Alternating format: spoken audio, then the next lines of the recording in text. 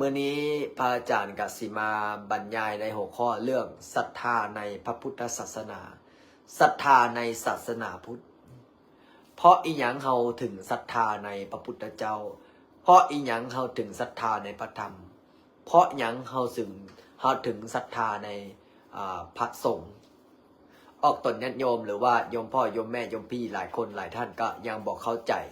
ยังบอกเข้าอกยังบอกเข้าใจบอกว่าเป็นอย่างเนาะคนเฮาถึงศรัทธาในพระพุทธศาสนาเป็นอย่างคนเฮาถึงศรัทธาในพระพุทธพระธรรมเป็นอย่างคนเฮาถึงศรัทธาในพระสงฆ์เนาะซึ่งสาเหตุที่เฮ็ดให้เฮาศรัทธาในพระพุทธเจ้าก็คือเพิ่นเป็นถึงกษัตริย์เป็นถึงพระเจ้าแผ่นดินเป็นถึงลูกพระเจ้าแผ่นดินเป็นถึงกษัตริย์เพิ่นเสียสละออกบวชเพิ่นเสียสละทรัพย์สินสมบัติเสียสละทิ้งลูกทิ้งเมียปล่อยวางจากลูกจากเมียได้เพื่อที่จะไปหาหนทางพ้นทุกข์เพิ่นได้เสียสละ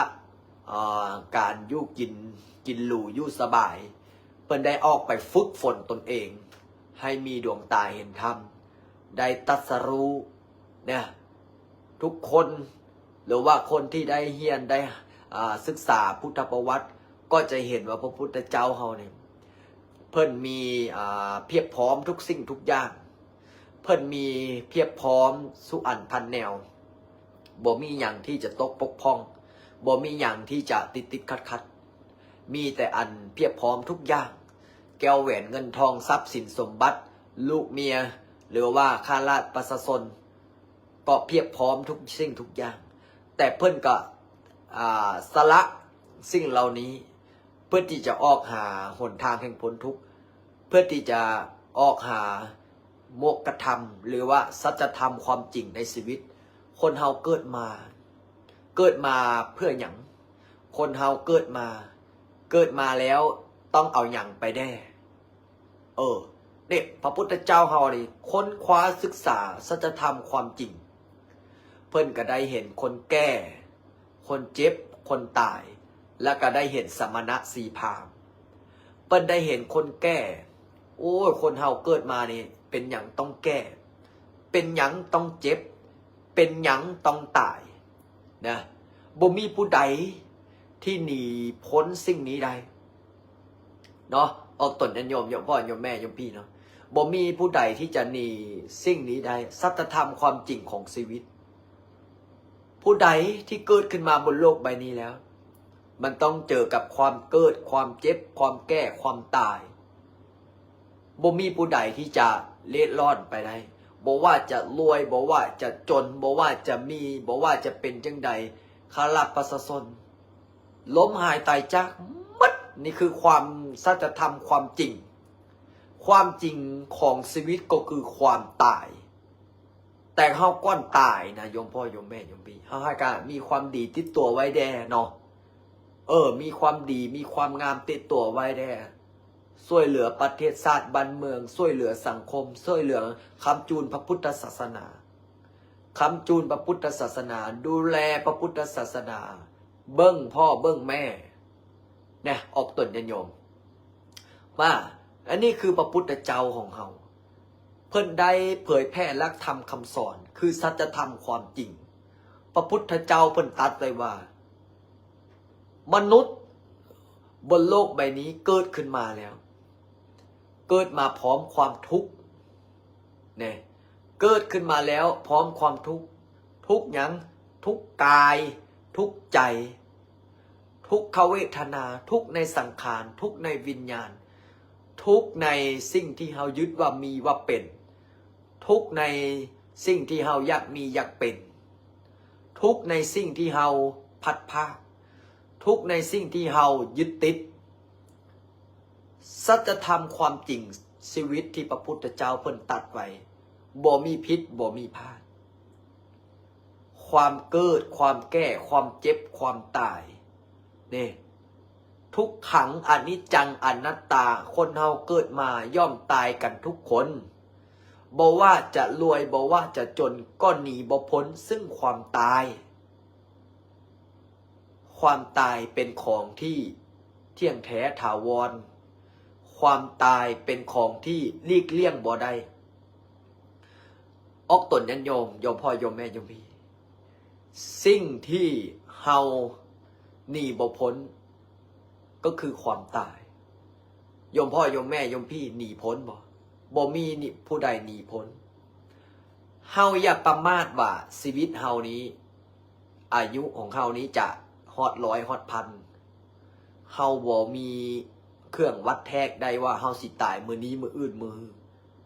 เฮาบ่มีเครื่องวัดแทกบ่มีเครื่องปริมาณได้ว่าเฮาสิตายตอนใดพระพุทธเจ้าเพิ่นว่าอัจเชวะกิญญาตัปปังโกนชัญญังมรณังสุเวเฮาบ่ฮู้ว่าเฮาสิตายมื้อนี้มื้ออื่นเฮาบ่ฮู้ว่าเฮาสิอยู่ฮอดมื้อใดแต่อย่างที่เพิ่นเว้านะก่อนเฮาสิตายก็ให้เฮามีศีลมีธรรมอย่างน้อยๆเฮาให้ฮู้สัจธรรมความจริงฮู้ในอริยสัจสี่ฮู้ในเหตุที่มันทำให้เฮาเกิดมาแล้วเป็นทุกข์ผู้ใดยึดติดยึดมั่นในสิ่งที่เฮามีในสิ่งที่เฮาเป็นเฮาก็เป็นทุกข์ผู้ใดมีรถก็ทุกข์เพราะรถผู้ใดมีเฮือนก็ทุกข์เพราะเฮือนผู้ใดมีเงินก็ทุกข์เพราะเงินผู้ใดที่มีทรัพย์สินสมบัติก็เป็นทุกข์ในทรัพย์สินสมบัติเห็นบอกที่โยมพ่อโยมแม่โยมพี่ที่มาหาพระอาจารย์บอกว่าอาจารย์เอ้ยข้าน้อยอยากจะขายเฮือนอาจารย์เอ้ยข้าน้อยอยากจะขายบ้านอาจารย์เอ้ยข้าน้อยอยากจะขายรถข้าน้อยอยากจะขายที่อยากจะขายทางหลายคนก็มาขอพรอธิษฐานพระอาจารย์ก็เลยบอกว่าแม่ออกเอ้ยเฮือนบอกว่าจะเป็นเฮือนทรัพย์สินแก้วแหวนเงินทองที่แม่ออกอยากจะขายนั้นมันขายเนี่ยขายได้แต่ถ้าไม่ออกขายในราคาสมมาพาควรบ่แม่นว่าสิราคาเป็น100 ล้านพันล้านมันก็สิขายยากแต่ถ้าไม่ออกขายในราคาสมมาพาควรมันก็สิขายได้เนี่ยละพระพุทธเจ้าเพิ่นบอกว่ามียึดติดสิ่งใดก็เป็นทุกสิ่งนั้นยึดติดในครอบครัวก็เป็นทุกข์ในครอบครัวยึดติดในทรัพย์สินสมบัติก็เป็นทุกข์ในทรัพย์สินสมบัตินี่แหละแต่เพิ่นก็ยังบอกว่าทรัพย์สินสมบัติไสใดเป็นเสบียงบุญภายในชาตินี้เป็นเสบียงบุญให้เฮานั้นเฮ็ดสร้างน้ำกระทำบุญเปรียบอุปไมยเสมอเหมือนเรือเฮาขี่เรือเวลาเฮาขี่ข้ามน้ำเฮาก็บ่ได้แบกเรือนั้นไว้บนหัวเฮาก็บ่ได้หามเรือไว้เฮาก็ปะเรือไว้อยู่น้ำอุปมาสันใดกษัตริย์นั้นแก้วแหวนเงินทองทรัพย์สินสมบัติที่โยมพ่อโยมแม่มีก็คือกันเฮาก็มีเพียงแค่ไว้เลี้ยงชีพในชีวิตในการดำรงชีวิตในชาตินี้เฮาบ่ได้เอาไปนำเฮาบ่ได้เอาติดตัวไปนำมีแต่บุญมีแต่กุศลเท่านั้นที่จะนำไปได้อย่างพระพุทธเจ้าเพิ่นได้ตัดธรรมเทศนาให้กับอุบาสกอุบาสิกาเพิ่นบอกว่าทุกขังอนิจจังอนัตตา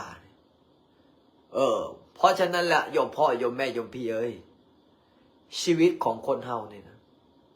เกิดขึ้นมาแล้วสิ่งที่สำคัญก็คือศีลคือธรรมสิ่งที่สำคัญก็คือคุณงามความดีสิ่งที่สำคัญก็คือการสวดมนต์ถือศีลปฏิบัติธรรมฟังธรรมฟังสัจธรรมความจริงฟังเหตุฟังผลฟังธรรมะที่พ่อแม่ครูบาอาจารย์ได้สั่งสอนแล้วนำไปประพฤติปฏิบัติเอาง่ายๆคือศีลห้าก็คือการบ่เบียดเบียนการบ่ไปลักทรัพย์การบ่เบียดเบียนการบ่ฆ่าตัดชีวิตการบ่พูดโกหกการบ่นอกจู้นอกใจการที่บ่กินเหล้าเมาสุราหรือว่าบ่ยุ่งในอบายมุขต่างๆให้สร้างน้ำกระทำบุญให้ทำความดีให้มีศีลให้มีธรรมให้มีธรรมะประจำใจถ้าผู้ใดที่มีธรรมะประจำใจก็จะมีความสุขอันนี้คือพระธรรมอันนี้คือคำสั่งสอนพระพุทธเจ้านะแล้วพระสงฆ์ล่ะออกตนโยม พระสงฆ์องค์ที่ปฏิบัติดีปฏิบัติชอบพระสงฆ์ที่พ่อแม่ครูบาอาจารย์เพิ่นสั่งสอนตามหลักธรรมคำสอนตามพระธรรมวินัยถ้าอยู่ฝั่งไทยก็คือสายหลวงปู่มั่นสายหลวงตามหาบัวสายหลวงตาอินทวายสายหลวงพ่อฤาษีลิงดำสายของหลวงปู่สดสายของครูบาเจ้าศรีวิชัยสายของหลวงปู่ทวดหรือว่าสมเด็จโตหรือว่าลูกศิษย์ลูกหาพ่อแม่ครูบาอาจารย์ถ้าทางฝั่งลาวเฮาล่ะถ้าฝั่งลาวเฮากับพระเดชพระคุณพระอาจารย์ใหญ่อดีตพระสังฆราชญาท่านพ่องญาท่านง่อน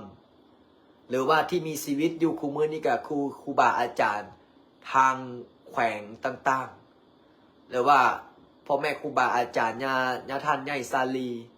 หรือว่าพ่อท่านบุญมาหรือว่าครูบาอาจารย์ต่างๆจะเป็นสาย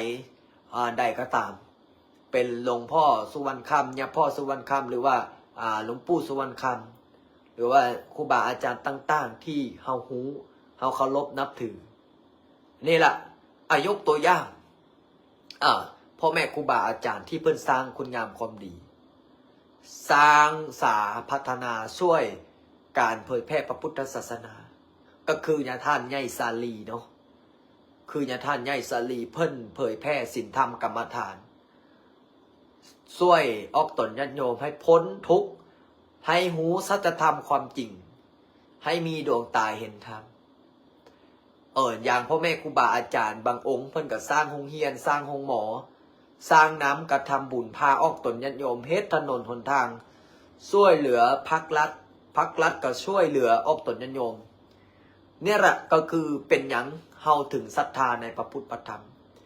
เป็นหยังเฮาถึงศรัทธาในพระสงฆ์พ่อแม่ครูบาอาจารย์ผู้ปฏิบัติปฏิบัติชอบอย่างพระอาจารย์ศรัทธาในสายหลวงปู่มั่นก็คือพระอาจารย์หลวงพ่อวิริยังสาธุพระอาจารย์นี่เคารพนับถือซึ่งเป็นพ่อแม่ครูบาอาจารย์ที่พระอาจารย์ไปอยู่ตั้งแต่พระอาจารย์บวชตั้งแต่พรรษาแรกพระอาจารย์ไปอยู่กับหลวงพ่อวิริยังตอนเพิ่นยังมีชีวิตอยู่สาธุขอให้บารมีพ่อแม่ครูบาอาจารย์คุณงามความดีบารมีหลวงปู่วิริยังศิรินทโรหรือว่าเจ้าประคุณสำเด็จพยานวชิรดมหลวงพ่อวิริยังอาจารย์ใหญ่ข้าพเจ้าและนึกถึงครูบาอาจารย์หลวงพ่อวิริยังหรือว่าเจ้าประคุณสมเด็จวิริยังเพิ่นเป็นบวชมาตั้งแต่น้อยเป็นคอวัดคอปฏิบัติงดงามในศีลในธรรม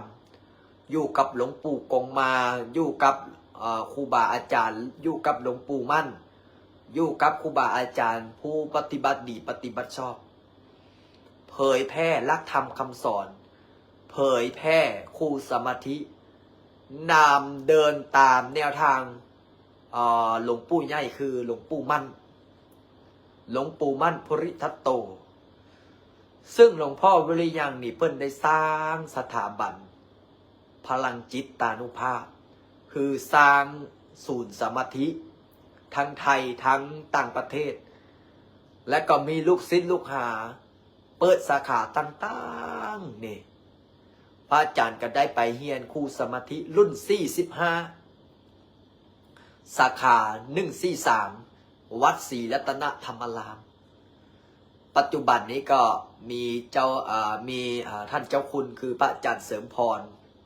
เป็นเจ้าอาวาสได้เดินตามแนวทางพ่อแม่ครูบาอาจารย์ก็คือเจ้าประคุณสมเด็จเนี่ยแหละออกตนนิยมหลวงพ่อวิริยังเนาะก็เพิ่นได้สร้างน้ำกระทำบุญสร้างคุณงามความดีสร้างบารมีสร้างโรงเรียนสร้างโรงหมอช่วยเหลือสังคมถนนหนทางคนตกทุกข์ได้ยากสร้างบ้านสร้างศูนย์สมาธิสร้างลูกศิษย์ลูกหาให้มีที่พึ่งทางจิตทางใจ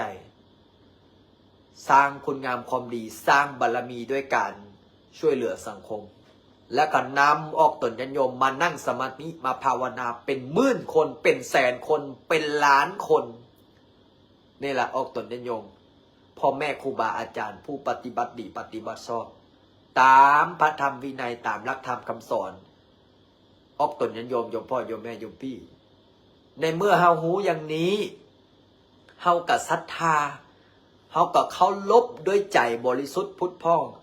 เคารพพ่อแม่ครูบาอาจารย์ด้วยศีลด้วยธรรมเคารพพ่อแม่ครูบาอาจารย์ด้วยคุณงามความดีเคารพทบทูลเอาไว้บนหัวหรือว่าเอาไว้เทงหัวเฮาเพราะว่าอย่างพ่อแม่ครูบาอาจารย์ปฏิบัติศีลปฏิบัติธรรมปฏิบัติดีปฏิบัติชอบหูแจ้งเห็นจริงในสัจธรรมคำสั่งสอนพระพุทธเจ้าแล้วนำคำสอนพระพุทธเจ้านั้นมาเผยแพร่มาสอนออกตนญาติโยมหูว่าสิ่งนี้ถูกหูว่าสิ่งนี้ผิดหูว่าสิ่งนี้ควรบ่ควรเพิ่นเอาคำสอนนี้มาสร้างมาสอนออกตนญาติโยมหลวงพ่อเพิ่นเคยสอนพระอาจารย์ไว้ว่าชีวิตของคนเฮาเนี่ยนะมันน้อยนักชีวิตของคนเฮานี่นะบ่มีผู้ใดที่จะหนีพ้นสัจธรรมความจริงคือโลกกระทำแป้งมียศก็เสริมยศมีลาภก็เสริมลาภสรรเสริญนินทามันเป็นธรรมดานี่แหละคือสัจธรรมความจริงพระอาจารย์ได้ไปอยู่กับครูบาอาจารย์หลายๆองค์ที่เป็นสายปฏิบัติเพิ่นบอกว่าท่านลิ้นการปฏิบัติศีลปฏิบัติธรรมเนี่ยนะมันต้องเบิ้งใจตนเองมันเบิ้งใจตนเองให้ดูจิตดูใจตนเองให้เบิ้งจิตเบิ้งใจตนเองถ้าผู้ใดเบิ้งจิตเบิ้งใจตัวเองนี่จะเห็นสัจธรรมความจริงที่มันเกิดขึ้นในใจมันอิจฉาไผบอมันนินทาไผบอมันไปลักเล็กขโมยน้อยไผบอมันผิดศีลผิดธรรมบอถ้าผู้ใดเบิ้งจิตเบิ้งใจตนเองพิจารณาตัวเองว่าสิ่งนี้เฮาเฮ็ดไปแล้วมันผิดศีลมันผิดธรรมมันผิดต่อกฎหมายบ้านเมืองเฮาก็บ่เฮ็ดเฮาก็บ่ทำหลวงพ่อเพิ่นเคยสอนพระอาจารย์เพิ่นบอกว่าชีวิตของเฮานี่นะต้องสู้ต้องอดต้องทนหลวงพ่อวิริยังเพิ่นเคยอดทนนั่งสมาธิภาวนากับหลวงปู่กงมาเพิ่นไปปักกฏภาวนาอยู่ในแห่งหนึ่งซึ่งเป็นคลองน้ำเป็นป่าดงดิบเพิ่นไปนั่งสมาธิกับหลวงปู่กงมาก็เลยมีตอนนั้นเพิ่นก็ยังน้อยเนาะก็เลยมีงูจงอางเลื้อยมางูจงอางเลื้อยมาวูบว่าวูบว่าก็มาแพร่พังพานใส่เพิ่นแพร่แบบนี้แหละแพร่พังพานพอแพร่พังพานใส่เพิ่นก็บอกโอ้ตายแน่กูตายแน่กูตายแน่ตายหลวงพ่อเลยยังเพิ่นพิจารณาตายแท้ถ้าภาษาเฮาก็ตายแท้ค่อยตายแท้ปรากฏว่าจิตเป็นสมาธิพอจิตเป็นสมาธิลืมตาขึ้นมาลืมตาขึ้นมาสู้กับงูจงอางปรากฏว่างูจงอางนั้นก็ไปเพิ่นก็เลยได้นั่งสมาธิภาวนาต่อออกตนญาติโยมถ้าผู้ใดบ่อดบ่ทนนั่นนะถ้าเพิ่นบ่อดบ่ทนเพิ่นก็ถูกงูซกถูกงูกัดตายมรณภาพแต่นี่เพิ่นพระอาจารย์คิดว่าเป็นเทวดามาลองเป็นเทวดามาทดสอบเนี่ยล่ะครูบาอาจารย์เพิ่นขอวัดขอปฏิบัติเพิ่นอยู่ในศีลในธรรมสิมีหยังมากระทบกระทั่งจิตใจสิมีหยังมาทดสอบทดลองเพิ่นกะอดทนเพิ่นกะบ่ท้อบ่ถอยเพิ่นกะมีความอดทนพิสูจน์ให้เฮามีความเข้มแข็งพิสูจน์ให้เฮานั้นมีความสู้มีความมีอดมีทนเนาะออกตนนั่นอยู่ก็เปรียบเสมอเหมือนกับพระอาจารย์ก็มีความทดสอบอดทนพระอาจารย์มีออกตนญาติโยมหลายคนที่ถามเข้ามาบอกว่าอาจารย์ตอนพระอาจารย์อยู่ประเทศไทยเนาะพระอาจารย์ก็อยู่กับพ่อแม่ครูบาอาจารย์มีเศรษฐีคนหนึ่งเนาะน่าจะเป็นเจ้าของบริษัทซึ่งเฮ็ดเกี่ยวกับบริษัทพระอาจารย์กับสิบขอชื่อตอนนั้นพระอาจารย์เฮียนอยู่ ปี3เฮียนอยู่ปี3แล้วก็เฮียนมหากำลังเฮียนสอบมหาแล้วก็เฮียนนักธรรมเอกจบและนักธรรมเอกก็เฮียนครูสมาธิก็จบแล้วเฮียนกำลังเฮียนต่อมหาลัยก็ถามพ่อแม่ครูบาอาจารย์แล้วก็มีโยมพ่อโยมแม่โยมพี่พระอาจารย์ที่มีถ้ามีผู้หญิงมาจีบหรือว่ามีผู้หญิงมาส่งข้อความหาพระอาจารย์พระอาจารย์ก็มาเว้าในรายการบอกว่าโยมพ่อโยมแม่โยมพี่มื้อนี้มีผู้หญิงมาจีบพระอาจารย์พระอาจารย์ก็มาเล่าให้ออกตนญาติโยมฟังก็มื้อนั้นเนาะก็มีเศรษฐีคนหนึ่งมาทำบุญเนื่องโดยเศรษฐีคนนี้ก็อายุประมาณ30 กว่าหรือ40เนี่ยแหละผัวตายผัวตายทีนี้ก็บ่มีผัวนี่บ่มีผัวสืบต่อวงตระกูลเฮ็ดธุรกิจต่อก็เลยมาติดต่อหาครูบาอาจารย์ไปเฮ็ดบุญเฮ็ดทานก็เลยบัดนี้ก็เลยติดใจผู้หญิงคนนั้นก็เลยบอกโอ้พระรูปนี้เป็นใครทำไมงดงามดูข้อวัดก็ปฏิบัติก็งดงามก็เลยหาอาจารย์ทีนี้อาจารย์ท่านก็เลยพระรูปนี้ท่านมาจากสปป.ลาวท่านมาจากสปป.ลาวท่านกำลังเรียนมหาลัยกำลังเรียนนักธรรมเพิ่งจบไปหมาดๆแล้วก็กำลังเรียนต่อมหาตอนนี้ท่านก็เรียน3 ปี 4 ปีได้ละเรียนบาลีทีนี้อาจารย์ท่านก็เลยบอกว่าโอ้แล้วอีกรูปล่ะอีกรูปหนึ่งล่ะทำไมหน้าตาคล้ายๆกันทีนี้พระอาจารย์ก็เลยเนื่องด้วยพระอาจารย์เป็นคนสปป.ลาวเนาะก็เว้าภาษาไทยก็บ่เก่งพระอาจารย์ก็เลยบอกว่าโยมก็เลยว่าพอดีว่าโยมก็ทำธุรกิจก็หลายอย่างก็ตอนนี้ก็ยังไม่มีคนสืบต่อสานต่อทีนี้อาจารย์ท่านก็เลยบอกว่าโอ้โยมอย่าไปคิดอย่างนั้นเลยเสร็จเรียบร้อยออกตนญาติโยมญาติธรรมญาติโยมเนาะผู้หญิงคนนั้นก็เลยบอกว่าขอเบอร์โทรบอกว่าถ้ามีโอกาสจะโทรหาเผื่อจะได้อุปถัมภ์อุปถากทีนี้พระอาจารย์ก็เอาเบอร์โทรให้ปรากฏว่ามีแต่ก่อนเนาะก็คือมีพระรูปหนึ่งก็หน้าตาคล้ายๆพระอาจารย์ก็ท่านก็อายุประมาณ40แล้วตอนนี้นะก็เลยหลังจากนั้นพระอาจารย์ก็เลยบอกโอ้ผู้หญิงคนนี้มาแปลกๆทีแรกก็มาบอกว่าจะไปอยู่กับโยมไหมไปสานต่อธุรกิจกับโยมไหมโยมนี่มีธุรกิจหลายอย่างถ้าเป็นไปได้ถ้าท่านตั้งใจแค่บวชจบปริญญาถ้าอยากเรียนต่อต่างประเทศโยมก็จะอุปถัมภ์อุปถากพระอาจารย์ก็เลยโยมคนนี้มาแปลกๆพระอาจารย์ก็เลยว่าโยมพระอาจารย์ขอตั้งจิตตั้งใจบวชเป็นพุทธบูชาธรรมบูชาเคยไปอธิษฐานที่ต้นโพไว้แล้วว่าจะตั้งใจบวชเป็นพุทธบูชาธรรมบูชาสังฆบูชาตลอดเป็นไปได้ก็คือตลอดชีวิตนั่นแหละอยู่ในพระเหลืองอาศัยบารมีพระพุทธพระธรรมพระสงฆ์ทีนี้ผู้หญิงคนนั้นก็เลยโยมมีบ้านใหญ่นะมีรถใหญ่นะมีแก้วแหวนเงินทองนะพระอาจารย์ก็บ่สนจะมีอันใดพระอาจารย์ก็บ่สนเพราะว่าได้มอบกายถวายชีวิตให้พระพุทธเจ้าหลังจากนั้นพระอาจารย์ก็บล็อกเฟซบล็อกไลน์บล็อกทุกสิ่งทุกอย่างผลสุดท้ายอีกพระรูปหนึ่งก่อนหน้าตาคล้ายๆพระอาจารย์นิดนึงเนาะแต่ก็สู้ความหล่อพระอาจารย์ไม่ได้มองนี่เข้าตัวเองซะแล้วเข้าตัวเองซะแล้วสมทีนี้พระรูปนั้นก็เลยได้ลาสิกขาตอนนี้เป็นเจ้าของบริษัทแล้วได้เป็นเจ้าของบริษัทแล้วแล้วก็ได้เมียทั้งรวย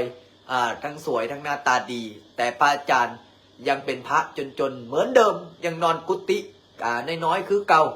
ยังไปบิณฑบาตคือเก่ายังใส่ผ้าเหลืองพระพุทธเจ้าขอญาติโยมไปบิณฑบาตพอได้กินพอได้ประทังชีวิตคือเก่าบ่ได้ไปเป็นเศรษฐีน้ำเขาแต่เฮาได้เป็นเศรษฐีบุญเศรษฐีกุศลเศรษฐีจิตเศรษฐีใจสนะใจตนเองก็เลยผู้หญิงคนนั้นก็เลยได้ไปเป็นผัวของได้ไปเป็นเมียของคนอื่นบ่ได้เป็นเมียของพระลินซ้ำเพราะว่าอย่างพระลินบ่เอาพระลินตั้งใจบวชพระลินตั้งใจน้อมเป็นพุทธบูชาธรรมบูชานี่แหละออกตนญาติโยมคือ เครื่องพิสูจน์จิตใจเฮาแล้วก็เรื่องที่แก้วแหวนเงินทองหรือว่าลาภสักการะพระอาจารย์อยู่ประเทศไทยเนาะพระอาจารย์ได้ช่วยเหลือสังคมต่างๆช่วยเหลือคนตกทุกข์ได้ยากช่วยเหลือห้องหมอช่วยเหลือตาบอดช่วยเหลือคน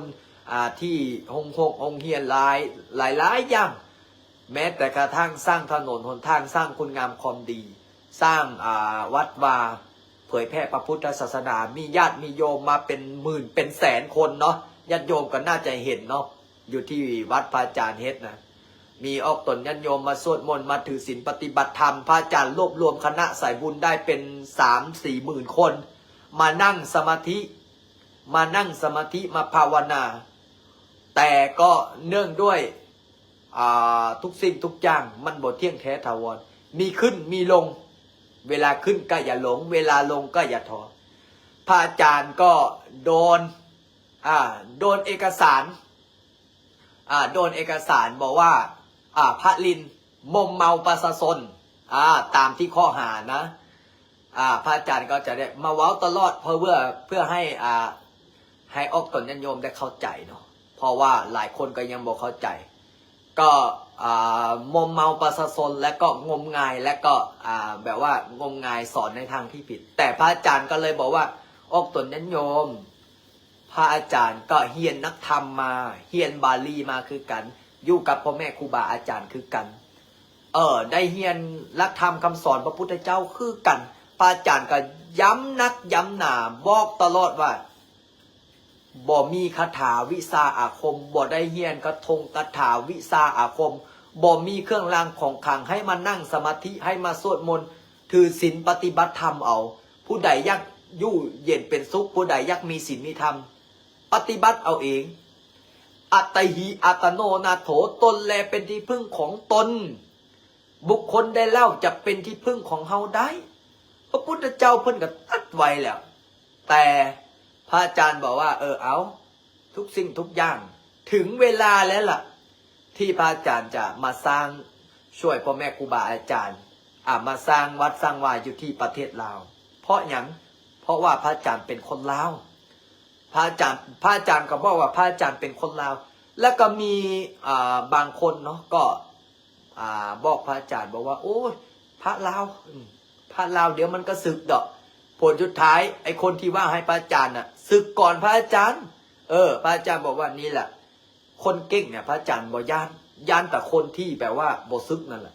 เนี่ยพระอาจารย์ก็เลยว่านี้แหละบททดสอบจิตใจทีนี้ปัจจัยที่พระอาจารย์ได้พระอาจารย์ก็มอบให้ถวายให้เจ้าอาวาสเพราะว่าอย่างเพราะว่าพระอาจารย์ศรัทธาในพ่อแม่ครูบาอาจารย์ศรัทธาในการเฮ็ดบุญเฮ็ดทานไปไสพระอาจารย์ก็ช่วยเหลือพระอาจารย์ยังบอกว่าถ้าผู้ใดที่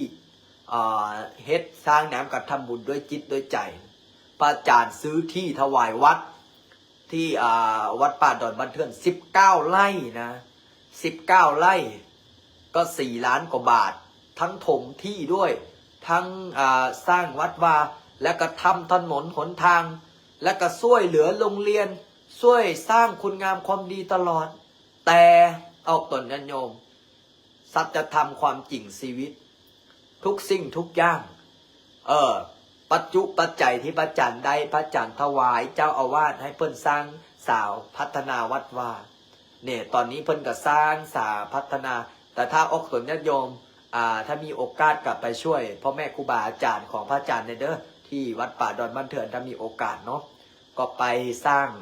สถานที่สร้างน้ำกระทำบุญไปนั่งสมาธิสวดมนต์กับพ่อแม่ครูบาอาจารย์หรือว่าไปใส่บาตรทำบุญก็ไปได้ทีนี้พระอาจารย์ก็เลยกลับมาประเทศลาวโอ้พ่อแม่ครูบาอาจารย์ที่ประเทศลาวเพิ่นต้อนรับอย่างดีเพิ่นบอกว่ามาสร้างศาลช่วยพ่อแม่ครูบาอาจารย์ทั้งประเทศลาวเลยโดยเฉพาะได้รับความเมตตาพระอาจารย์ใหญ่ศรีทนแล้วก็ทางวัดป้านาคุณน้อยโอ้ขอบอกขอบใจพ่อแม่ครูบาอาจารย์ขอบอกขอบใจออกตนญาติโยมขอบอกขอบใจประเทศลาวที่บ่ทิ้งพระอาจารย์ก็เลยว่าตั้งปณิพานตัวเองว่าเอาละในเมื่อพี่น้องหรือว่าออกตนญาติโยมพ่อโยมแม่โยมพี่แล้วก็ญาติโยมญาติธรรม